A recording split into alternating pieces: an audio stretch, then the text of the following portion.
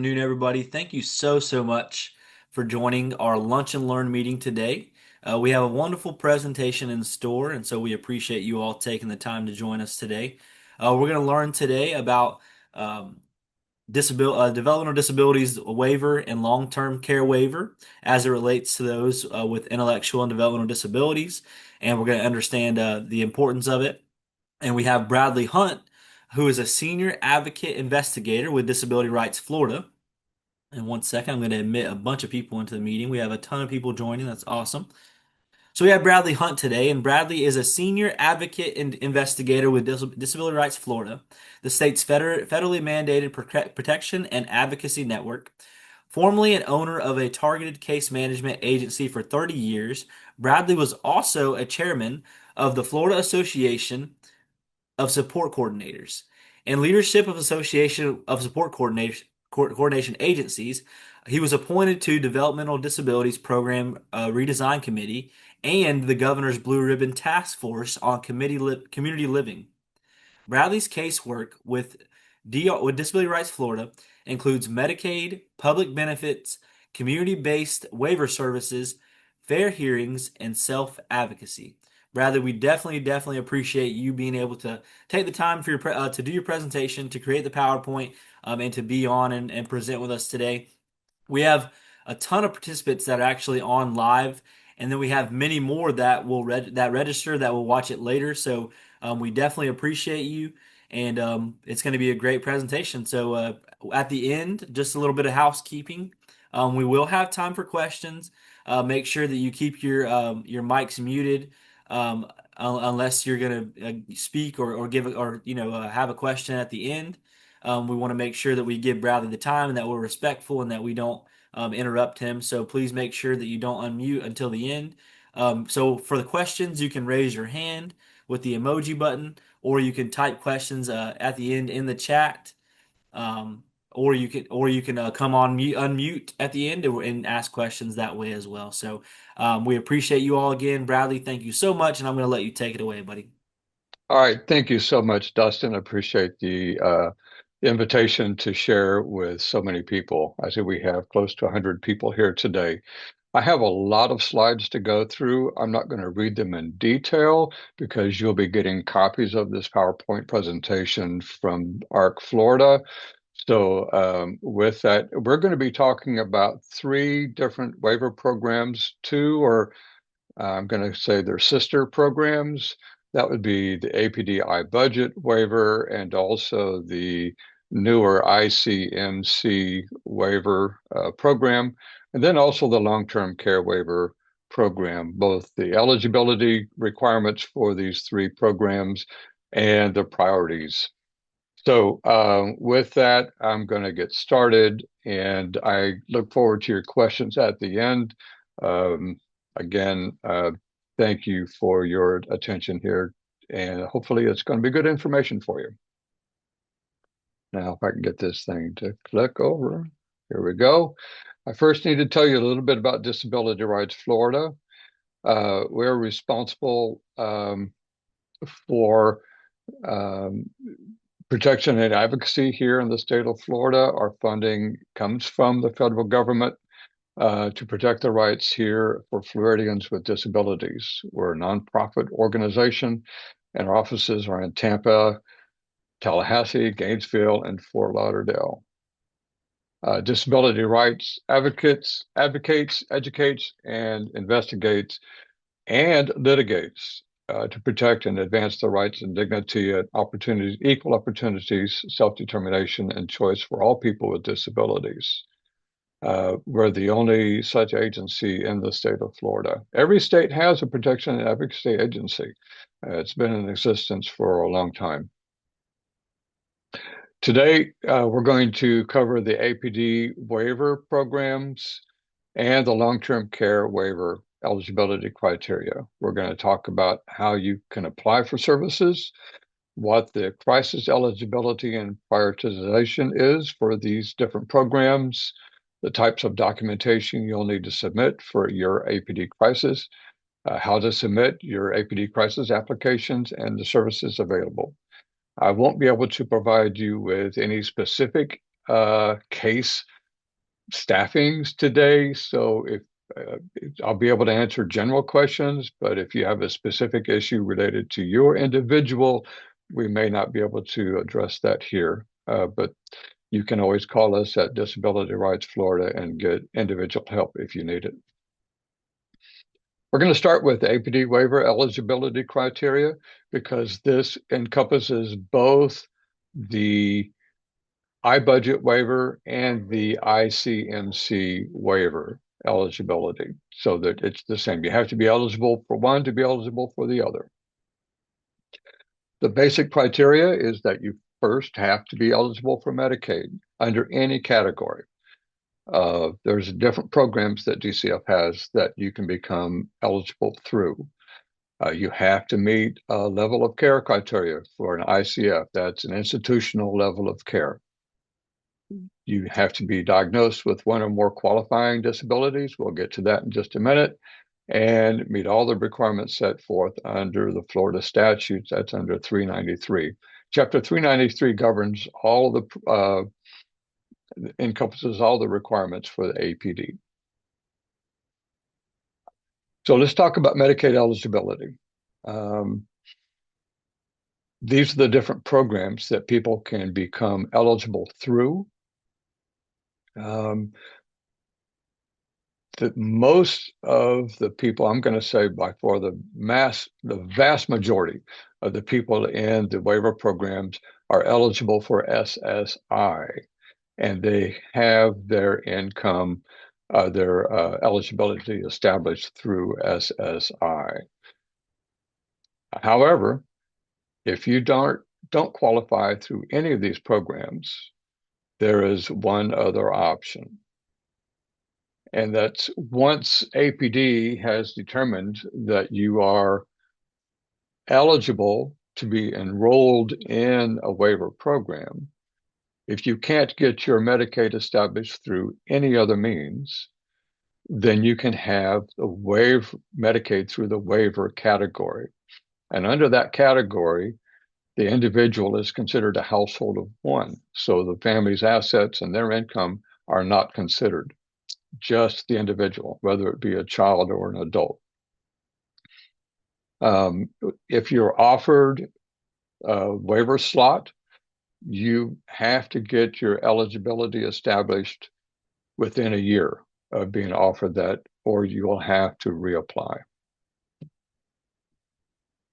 These are the different qualifying disabilities that make you eligible for APD waiver services. That'd be autism, cerebral palsy, intellectual disability. That would be an IQ of 69 or less, Prader-Willi syndrome, spina bifida, Down syndrome, Phelan-McDermid syndrome, and then we have our at-risk category for children 3 to 5 years old. Each of these disabilities are defined in the Florida statute, and the statutes give the agency authority to create rules that give more details about how the eligibility is to be established. And you can find these agency rules in 65G, which lays out all of the requirements to qualify for eligibility through those disabilities. We spend a great deal of time helping folks with autism that are on the spectrum to try to become eligible for the APD waiver program. The statutes and the Florida Administrative Code requires someone to have a severe condition of autism in order to qualify. Just because you're on the spectrum doesn't mean that you have a severe enough case to be eligible for APD waiver services. So we're going to get into some of the documentation that you need to help support that enrollment into the waiver program. Diagnosis must be made by the following people, and they're going to need collateral information from the school system, so all of your IEPs, behavioral plans, neurological workup, those kinds of things are all going to be needed to support your application to APD. You can use information from other states. So we have a lot of people that move to Florida and apply for waiver services. So long as the evaluations were done by people that were competent and licensed to do those in those other states, Florida will accept their work as well. An intellectual disability has to be established and manifested before the age of 18. It's a developmental disability, so that's why it has to be present before they turn 18. Again, has to be validated by a psychologist who has experience, also through licensed professionals to make those assessments and determinations. Cerebral palsy is a condition which happens usually through birth. It's a prenatal disability that forms and happens, and it has to be diagnosed generally by the time they're about 5. The state allows diagnosis before they turn 18. So we have a few of those instances where that has happened. But again, just because you have cerebral palsy doesn't mean that you're eligible for the waiver program, because you have to have a severe enough condition to meet the level of care needs. Diagnosis has to be done by a medical doctor, osteopath, and they need to provide the medical documentation to support the diagnosis before turning 18. Prader-Willi syndrome is an inherited condition. And again, you can read the information here, the definition from 393. There's some genetic testing and some other things that can be done to diagnose Prader-Willi. It's a difficult condition which has some unusual characteristics related to eating and obesity, and so there's a lot of health concerns for our folks with Prader-Willi. There are chromosomal causes for the disability, and generally comes with mental retardation, but doesn't always coincide with it. And it's not necessary to have an intellectual disability diagnosis if you have the Prader-Willi syndrome. Again, it has to be diagnosed by a medical doctor, osteopathic, and you need to submit those medical records. Spina bifida is another condition which is also prenatal. It forms where there's a malformation in the spinal tube as it's forming in infancy. So those folks normally have problems with ambulation, bowel and bladder control, use of the lower extremities. Just depends on where the open part is for the spinal cord. Some folks have severe conditions with it, and others are less severe. Again, you have to meet the severity conditions in order to be eligible for the waiver program.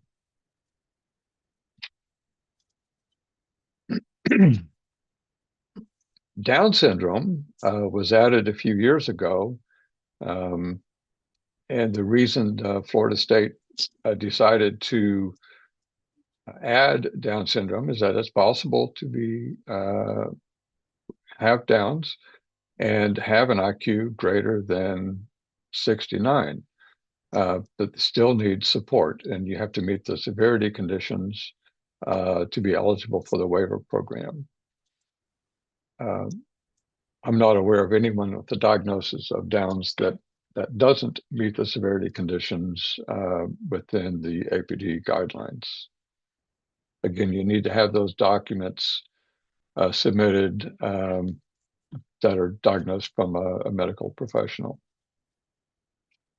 The Phelan-McDermott syndrome uh, is a chromosomal defect, um, and you can see there where it's located and the conditions that are related to it. The diagnosis has to be done by a medical doctor or a doctor of osteopathic medicine, and so you'll need to get those medical documents to help them become eligible.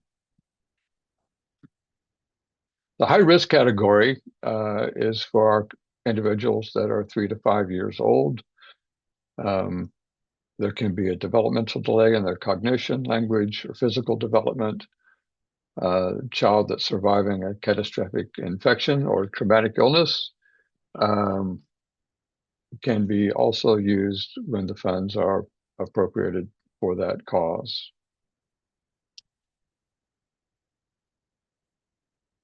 There are funds available through APD to provide support to those families in addition to whatever services they may be eligible through other programs such as Children's Medical Services. APD will make the determination at the regional offices based on the developmental delays and the evidence that is indicated at that time. So fortunately, Florida sees the need to provide early intervention because the early interventions can help um, reduce the severity of conditions as the individual gets older. So those early interventions are vital to helping our young folks in their development.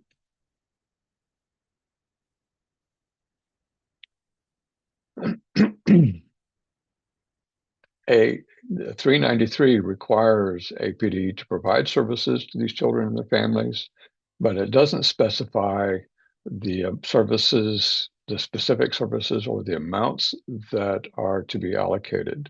It's going to be individually determined, and a lot of the emphasis is on the early intervention services, PT, OT, respite to the families, parent training and education, homemaker services.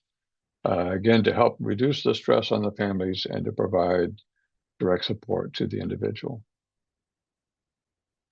Let's talk a little bit about the eligibility of what's needed to document that. And as we just reviewed, depending upon what the disability is, you'll need specific documents to support that disability.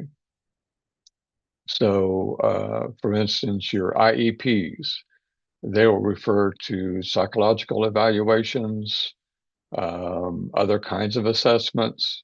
So if you have an IEP that you're using to support the autism diagnosis, for instance, and it references a specific psychological, you will need to get that psychological because APD is going to ask for it.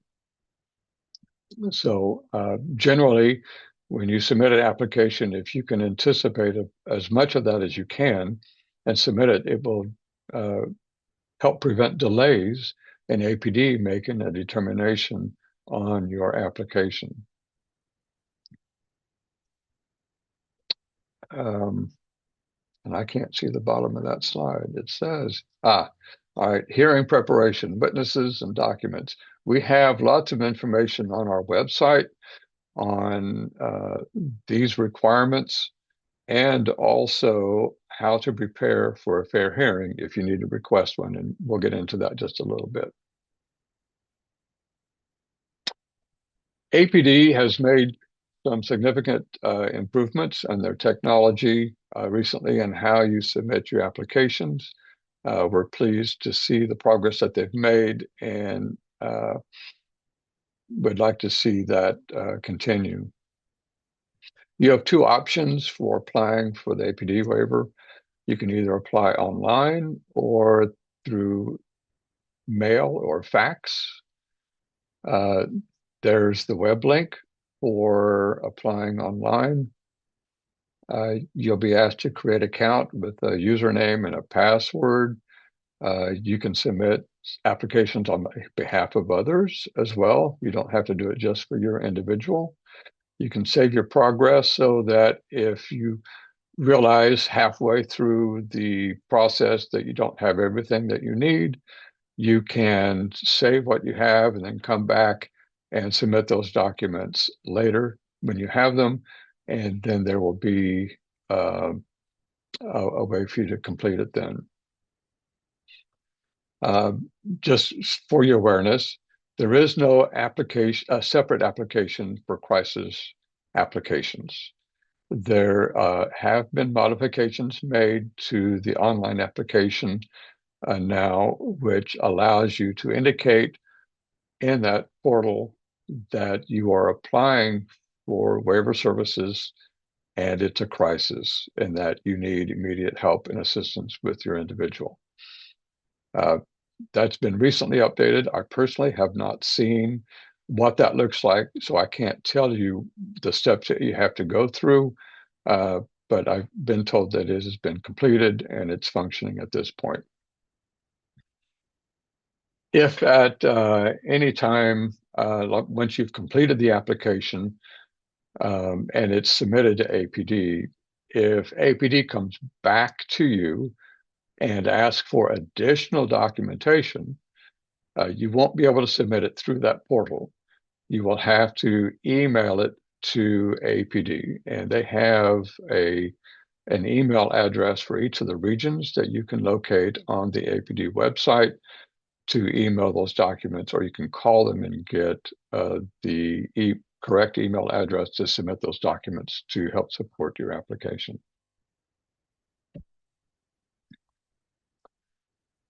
So APD must make a determination within 60 days of a complete application. If you, again, have not I'm submitted sorry. everything that Can you hear me? hello, yes? Hi, sorry, my phone cut out for a second. Okay. So, so if you submit everything, then it will speed that process. APD at this point will review the eligibility determination to see if you're eligible for services before they start the crisis process to determine if you are also eligible under crisis. So the fact that you submit an application today for a crisis consideration, it could take the 60 days plus another 2 weeks before your crisis application is determined. And that's their current process. We would like to see that change, but that's the way it works today.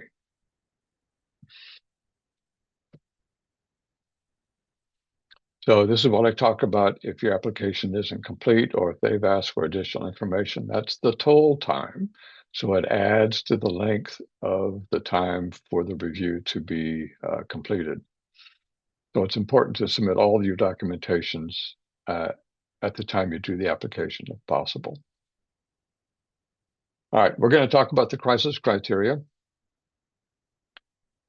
And all of this is in 65G, and there's a long list of criteria.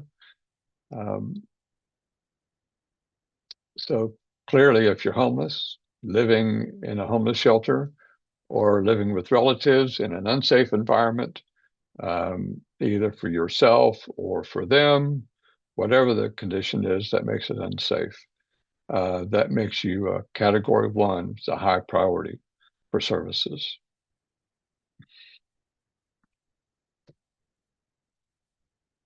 Again, there's more language in 65G about the need for placement, a need for residence.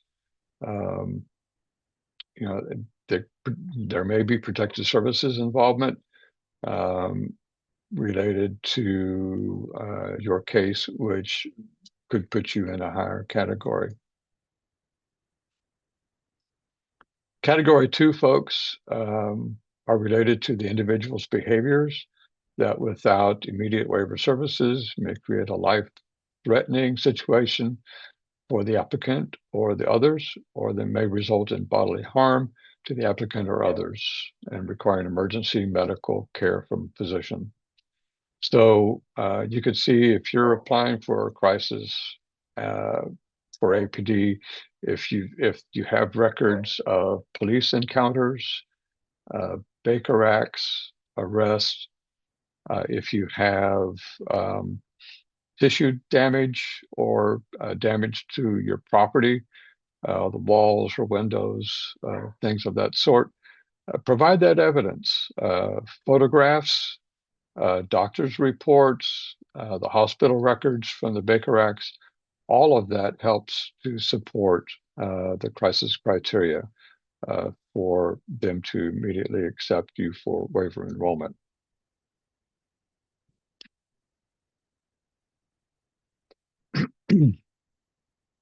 The caregiver's capacity is also one of the criteria.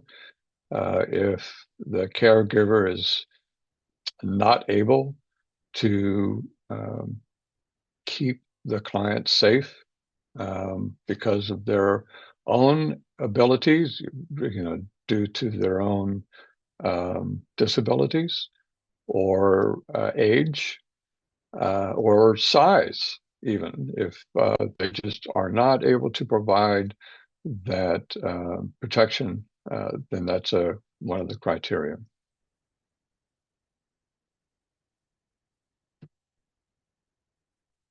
Category 3 would be examples where the caregiver is in extreme duress and no longer able to provide for the applicant in their health because of their illness, injury, or their advanced age.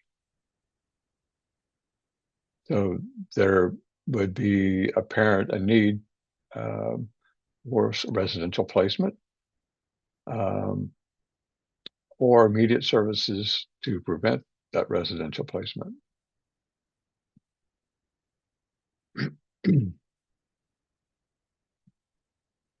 We have also where there may be one of the parents is advancing or has severe conditions, which requires the other spouse to be attending to that individual so they don't have the capacity to care for the individual with the disability. That is also part of the crisis criteria.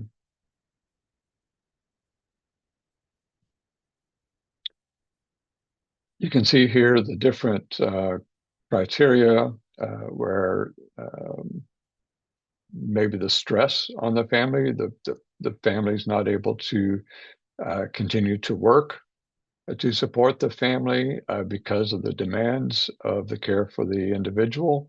That is considered the financial impact for the family because of the care demands.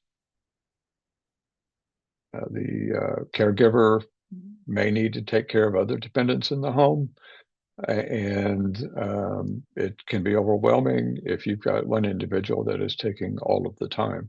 And so you're not able to give sufficient care to everyone in the household. All of those are considerations that can support your crisis criteria. Florida also sets a priority for individuals moving into the state that are on active military duty.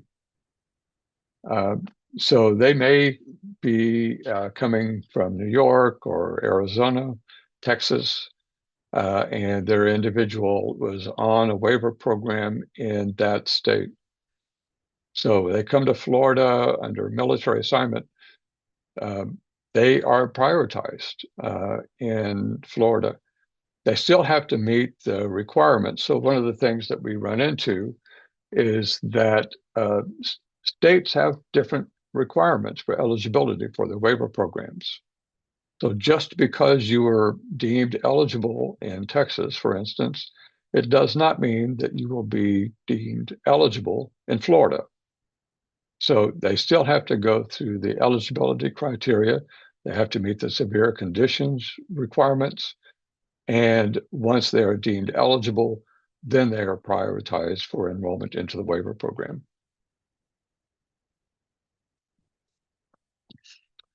Again, there is no separate crisis application. You can do it online when you're submitting the original application. You can also submit your packet in writing and submitting the supporting documentation with that and submit it to APD. Most of the regions have a crisis application email address that you can use to submit your crisis information and request it. There is also someone designated as the individual in charge of all of the crisis process.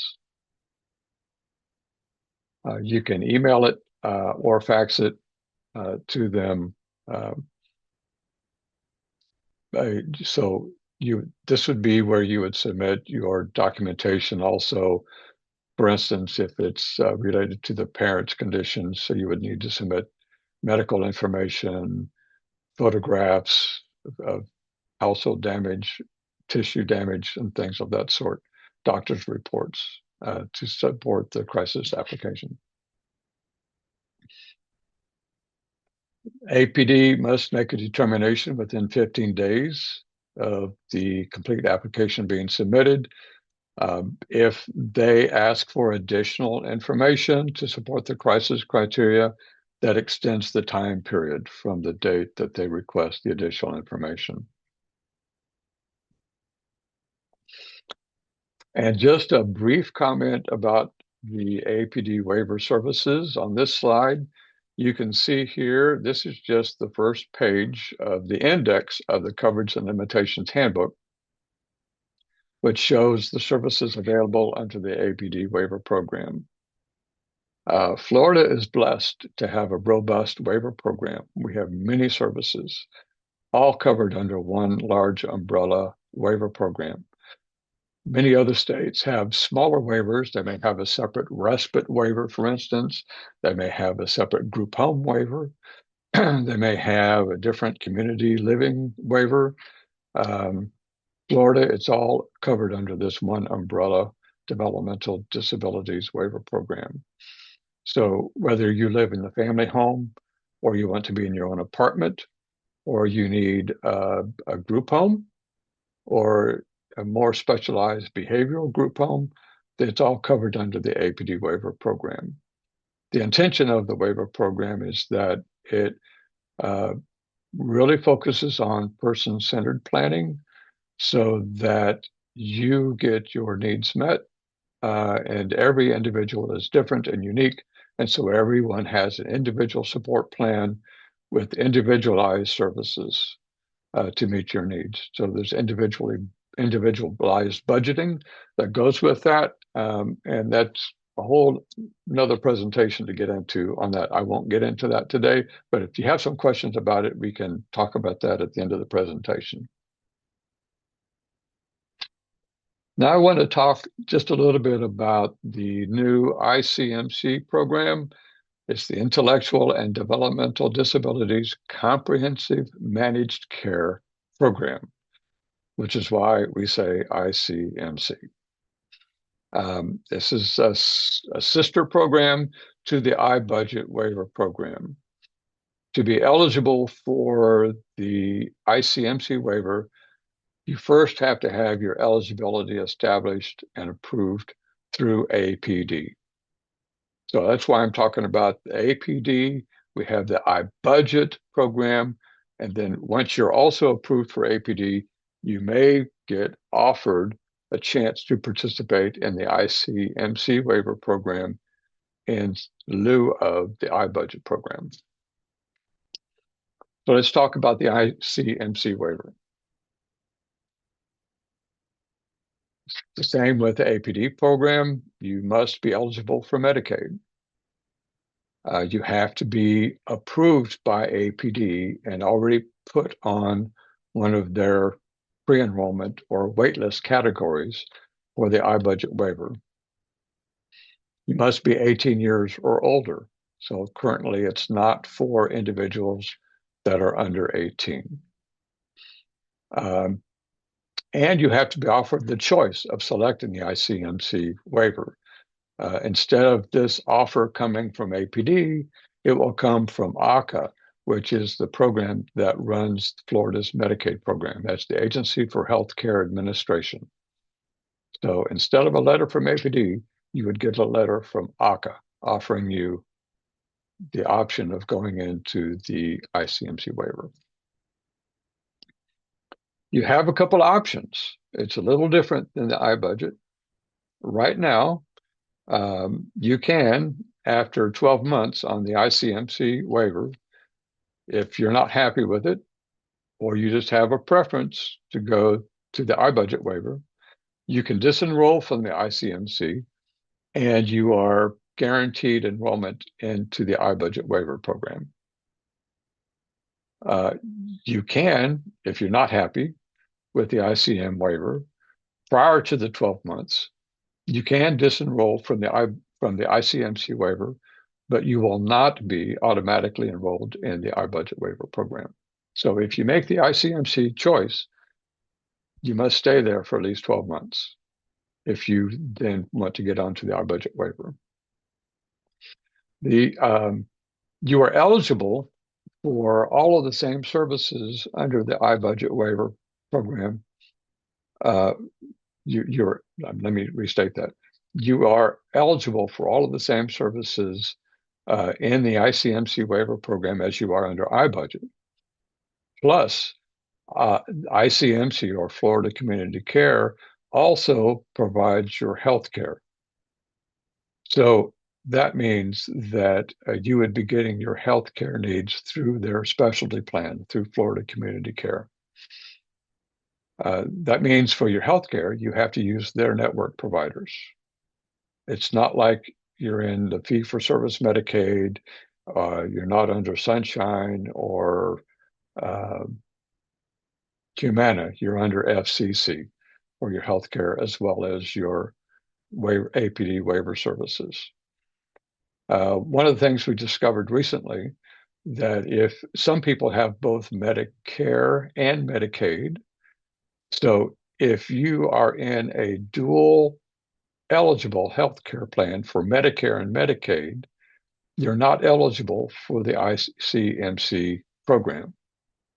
So if you have one of those healthcare plans for dual enrollment in Medicare and Medicaid, you'll have to disenroll in order to be able to participate in the ICMC waiver.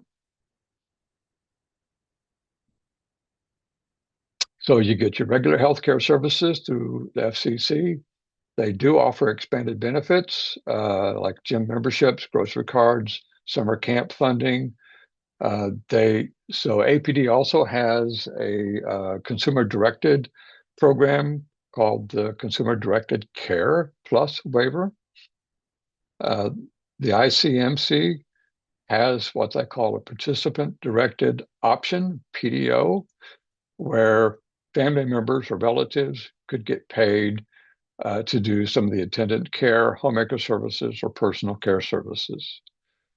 The two programs are different, and so you need to know what those differences are to help you make an informed choice about which direction you want to go if you want to have self-directed services. Okay, long-term care waiver.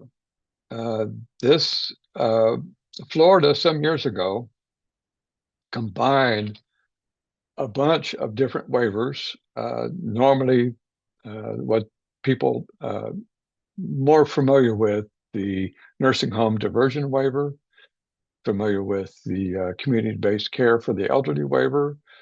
There was a spinal cord head injury waiver. There were some other smaller waivers. They were all bundled together into one long-term care waiver program and being managed under managed care. So there are some managed care companies that are contracted with ACA to provide the long-term care waiver services for those folks. So we're going to learn about the long-term care waiver eligibility, the waiver application and screening process, their wait list, and what services they provide. Again, we're not going to be providing specific personal case staffings today on your quest, but we'll answer general questions. To be eligible, there are several criteria. To be 65 and older and need a nursing level of care, or you can be 18 and older and eligible for Medicaid because of a disability, and you need a nursing home level of care, or you can be 18 and over and have a diagnosis of cystic fibrosis and require hospital level of care. Regardless of the category that you are eligible through, you must be eligible for Medicaid. The process is a little simpler with long-term care than it is with APD. The Department of Children and Families makes the eligibility determination for Medicaid, and that's also true with the APD waiver. Department of Elderly Affairs, that's DOEA, they then make the medical eligibility to decide if you're eligible for the long-term care waiver. So DOEA does the same vetting that APD does to determine if your disability qualifies you for the program. They do medical screenings, and those are done by the Aging and Disability Resource Centers, the ARDCs. There is an ARDC regional office throughout the state of Florida, and this is the Elder Helpline number and the web address to get to the information for your local ARDC. The initial screening is done on the telephone. It takes about an hour, and they will make a determination of your eligibility. You will, if you're deemed eligible for the waiver program, you'll be placed on a wait list. You will receive a notification of the screening results, and if you disagree with the findings of that, you can contest it and request a hearing on that to have your determination reviewed. What they're looking for is mental health and behavioral cognition, physical health, your activities of daily living, instrumental activities of daily living, nutritional status, health conditions, special services, medications, caregiver status, social services, and so forth. They really want to know about your whole life and make sure that the services that you require, they're going to be able to provide to you. They have a wait list. The high priorities are the 3 through 8, with 8 being the highest. And so we have some seniors and others that have concerns for their own self-care.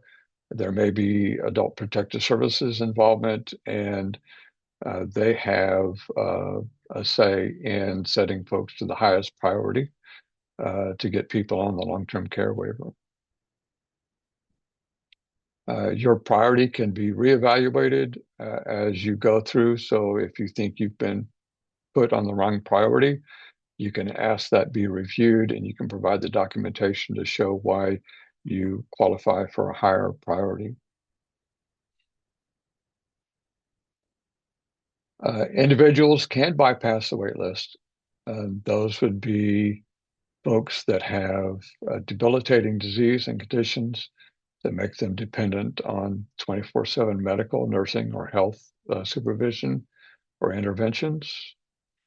Nursing facilities residents who want to move back home, move into their own apartment, or to step down from a nursing to an ALF. So those folks will be prioritized and be transitioned to a lower level of care. And then individuals, as I mentioned earlier, that DCF, Adult Protective Services, identified as a high risk, can make those folks deemed eligible right away and be put on to the long-term care waiver.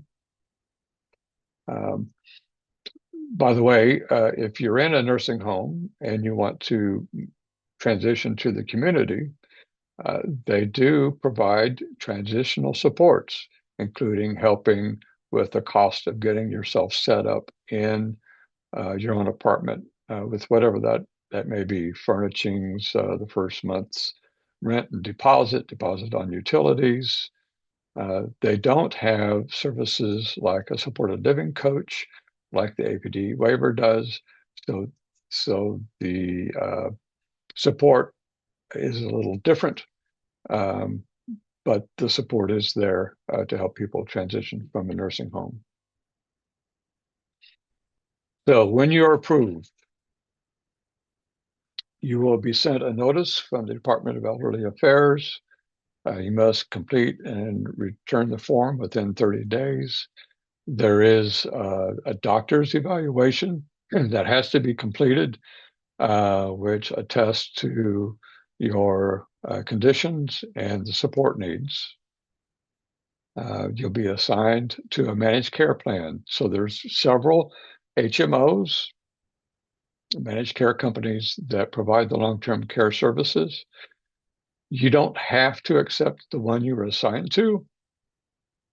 You have 120 days after you're assigned to a plan to choose a different plan if you want to. Again, that's your choice. But if you don't make that selection within the first 120 days, then you are going to be in that plan. There are special conditions where you can request in the middle of the year to change, but you have to explain why that's necessary and why the current plan that you're in, why they can't meet your needs. And the long-term care waiver services. Florida's LTC programs are intended to keep people in the community and to support them, either in their home, in the home of a loved one, or an adult family care home, or an assisted living facility. The intention is to try to maintain people in a lower level of care, which reduce the cost, but I think is also more preferred for folks to be able to age in place of their choosing. These are a list of some of the services. It's including adult daycare, in-home skilled nursing, medical equipment, such as that would be durable medical equipment, assistance with wheelchairs, home modifications. So, for instance, if you've had a stroke or something else has happened to you physically, and you need your home modified, a ramp installed, those kinds of things are also covered under long-term care. And there we go. I succeeded. We have 12 minutes left to answer questions. I can't believe we did it that quick. So, can't hear you, Dustin. Bradley, you did excellent. Thank you very much. We had a lot, I mean, one of the biggest crowds we've had, so Well, good. a lot of people wanted to see you, buddy. How about that? So we did have plenty of questions, so I will go back through the chat. So one of the first ones, Deborah asked, "What is the long-term care waiver?" Okay, so the long-term care waiver, and I went through that pretty quick. Yes, sir. The long-term care waiver is a combination of previous waivers. That was the nursing home diversion waiver, community-based care for the elderly waiver, the spinal cord head injury waiver. All those programs were rolled into one big waiver called the long-term care waiver. And it targets those individuals that we talked about during this slide. It's going to be if you're over 18 and you've got some severe medical conditions. There are some mental health components. but they're looking at whether or not you can sustain yourself where you live, uh, and what supports you need to sustain you there instead of you going to a nursing home. Okay. Thank you. Thank you very much, Bradley. So, what documentation is required for adults with autism? Okay, so if you are an adult with autism seeking acceptance by APD, you are going to have to get all of the school information that you can find. So all of your IEPs, any psychological evaluation that's referred to in those IEPs, you will need to find those documents and provide those to APD, because it's a developmental disabilities waiver program, which means that your disability had to occur before you turned 18. So if you didn't have that, then you're going to have a new psychological done by a psychologist that can explain why this diagnosis was missed or why it didn't get determined before you were 18. Now, I have a couple of individuals that are in their late 50s, early 60s that have moved to Florida from other states. And at the time that they were 18 and under, we didn't know much about autism. There was no Asperger's diagnosis in the DSM back then. So you couldn't have been diagnosed. So we have to find a way to prove that you have a developmental disability that existed before you were 18. And so that's a tough hurdle, but it's not impossible. Thank you so much, Bradley. And so Valerie asks, do you submit IEPs if your child is already out of school? If you're seeking eligibility, yes, you're going to want those previous IEPs. So APD will be looking for things such as what disability did they make them eligible for the ESE services. So, and they're going to look in those IEPs for those references to other evaluations, so they can ask for those evaluations. Okay, thank you very much. Somebody asked, what if you previously applied for the APD SVC? Is that maybe they're asking about the waiver? Services. Yeah, sir. Yeah. What if you previously applied for APD services and you were denied and now you're in crisis where I know you can appeal that denial, but do you resubmit a new application or you update it? So if you're in the appeal process, you can resubmit. I'm sorry, not resubmit. You can submit additional information at any time to APD and ask for them to reconsider. And you can do it up until the day before the fair hearing and request a continuance to give APD time to review the additional documentation. Thank you so much. I appreciate you, Bradley. So let's see. We're gonna get to this next one. And Deborah asked, how long does it take for the consumer to get a notification of services beginning after a choice of waiver has been made? Boy, I wish I could tell you. It should come quickly. Yes, sir. And if you're not getting it within a few weeks, then you need to reach out to APD Perfect. and find out where the holdup is and see if you can. They've offered a lot of waiver enrollments this year. I am certainly that they have a workload issue to try to get all those responses made and offers. So the process, once you've received an offer uh, to accept a waiver enrollment, you need to respond to that quickly, so they know that you're accepting waiver enrollment. What should come after that is acknowledging that you've submitted the request with a ballot to choose a support coordinator. So you'll need to do that quickly also, so that they can get started with getting your services started. It may take 3 or 4 months to get through that process to actually get your services started. Okay. Thank you so much, Bradley. We appreciate you. We have a few more questions. We have a few more minutes, so I will try to cover as many as possible. So, let's see. So, who completes the home visit to assess clients and their needs for services or supports? Is it someone from ACA or is it from APD? Which waiver are we referring to? So for the, let me answer it both ways. For the Thank you. Yeah, they long-term didn't care waiver, specify. pardon? No, I was just saying thank you because they didn't specify. Okay. So for the long-term care waiver, uh, the initial telephone interview is done with the ARDC, the Adult Resources Centers. Uh, they will also send someone to the house within the first 30 days to do a home visit, face-to-face, in-person evaluation. So that's done by the ARDC. For APD, uh, they they have a needs assessment. It's called a QSI.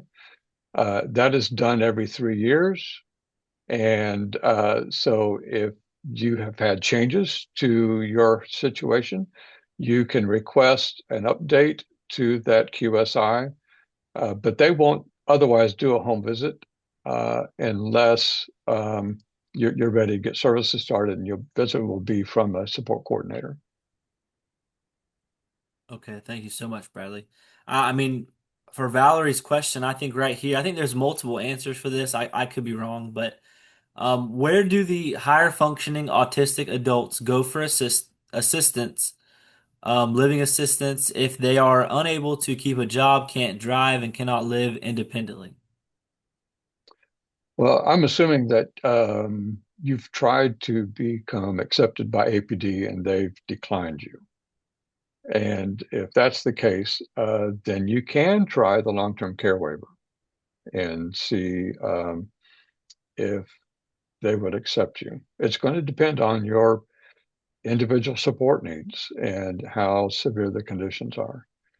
Um, One of the things that disability rights can do is that if you reach out to us and because you've had trouble getting accepted, is that you can refer yourself to see if we could provide some assistance or guidance in the process uh, to see if it's possible you could be accepted.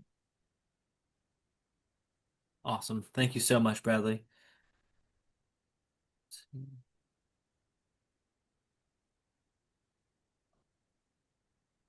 Let's see. So somebody wanted to address the surrender of Medicare. How can you lose a better benefit to qualify for a waiver that the state offers and you really have no choice?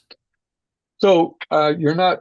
So when I talked about the um, dual enrollment Medicare and Medicaid plans, that's only for the ICMC waiver.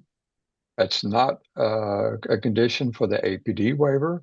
And the reason it's a problem for the ICMC waiver is because they're providing your health benefits for Medicaid through the FCC. So you're not losing Medicare. You still have Medicare, but you just won't be able to have that dual enrollment plan. And I think it's because the FCC provides some of those same services that you would get through the dual enrollment. And that's why it's a problem for enrolling in the ICMC waiver. Thank you very much, Bradley. So, Selena says that her son is 5 years old and has autism and a heart condition and a past brain injury. Are there other resources that help with different diagnosis? And also, if he ever loses Medicaid, can they apply for crisis? So let me answer that last question first. If they lose Medicaid and they have medically necessary services that they can't get any other way, that can be uh, a reason for APD to, consuming that APD's already said they're eligible for services, that can be the crisis criteria that says they need immediate enrollment into the APD waiver. So again, as a household of one, so a child that's 5 years old that's enrolled in the APD waiver, their Medicaid eligibility is through their income and their assets, not the family's income and not the family's assets. So that's the critical distinction once they're offered enrollment into the APD waiver. So you can submit a crisis application with that being part of the justification, is that they have medically necessary services, no longer have Medicaid. There's no other way to provide those services except through APD enrollment. Okay. Thank you so much, Bradley. I'm going to try to get to one more question and then we'll hop off. So I noticed services were available for adults with cystic fibrosis. Are there any specific criteria that these folks would have to meet, or is it just anybody with cystic fibrosis? So there's a specific language. I'd have to go back to that slide. Specific language about how severe the cystic fibrosis is. I think it is that they needed hospital level of care. So it would have to be at that level, and then that would be eligible for long-term care. Okay. Well, Bradley, thank you so much. I mean, you've been excellent. This was amazing. We had many, many people watching.